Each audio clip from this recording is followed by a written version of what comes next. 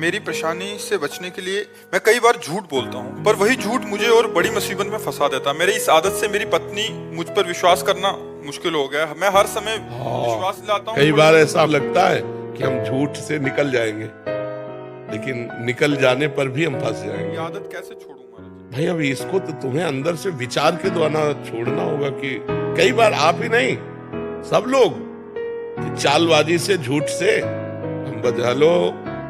कहा हो यार, मिलना चाहते हैं? बोले इस समय तुम आगरे में हैं, वो बगल में पड़ोस में खड़ा है वो। मोबाइल से भी बहुत झूठ बोला जाता है, नहीं बोला जाता।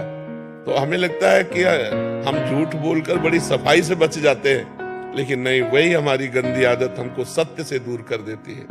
नहीं, असत्य संपातक पुंजा। और जब झूठ पकड़ी जाएगी, पकड़ तो जाएगी ना, तो जैसे आपने कहा पत्नी ने विश्वास करना बंद कर दिया, बहुत बड़ा घाटा हो गया। हमारे पति पत्नी के संबंध में अविश्वास घुस गया, बहुत बड़ा घाटा हो गया। अब आप सत्य भी बोलोगे ना तो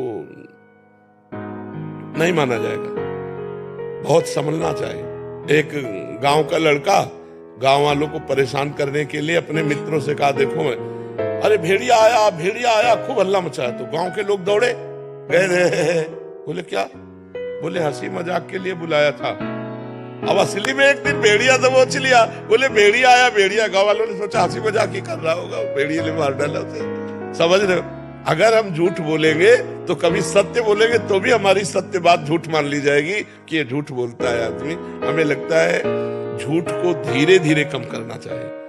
कह दें आज से हरिश्चंद्र सत्यवादी, तो ऐसा नहीं हो पाएगा, क्योंकि जबान है और माइंड है, वो झूठ से बचता रहा है तो प्रयास करेगा झूठ का। धीरे धीरे अगर हम सत्य बोल देंगे तो फांसी थोड़ी चढ़ा दी जाएगी, हमारे आचरण सही हो जाएंगे, हमारा जीवन सही हो जाएगा।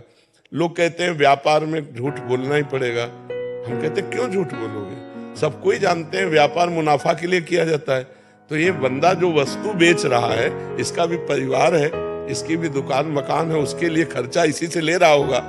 तो अब ये कहने की जरूरत कि देखो भाई साहब, ये जो चीज है ये 120 की पड़ती हमें, तो हम कसम से कह रहे हैं मुनाफा नहीं लेंगे, आप 120 का दे दो। और वो है 70 की। वो कसम खा के, उस झूठ बोल करके 30-40 रुपया अगर बचा पाए, वो तुम्हारे लिए सुखकारी नहीं होंगे। और प्राय लोग ऐसे करते हैं, कसम से कह रहे हैं आपके कारण केवल दे रहे हैं। आपका और तुम इतना बड़ा व्यापार खोले हो, हमसे इतना व्यवहार मानते हो।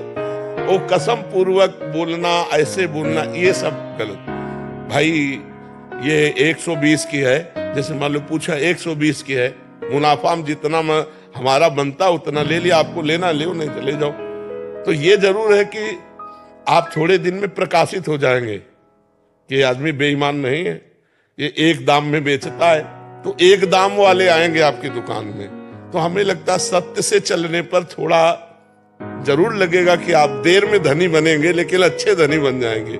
दीपक की चले जलोगे तो जलते रहोगे, हाइलोजन की तरह प्रकाशित होगे, फ्यूज हो जाओगे। अधर्म ना करो, झूठ मत बोलो, बेईमानी मत करो। पत्नी से कह दो हम वृंदावन होके आ रहे हैं, अब हरिश्चंद्र वाली चाल चलेंगे, झूठ नहीं बोलेंगे, तुम हम पे विश्वास कर ले, ठीक है? नहीं, पति पत्नी में विश्वास न रहा तो यार फिर जीवन किस काम का? सोचो, वो तुम कह रहे हो कुछ भी, वो कह रहे हम जान रहे सब फ्रॉड है, तो क्या फायदा हुआ? हमारे जबान पे वो विश्वास न करे तो अब विश्वास दिलाओ, ठीक है? और किसी के भी साथ भी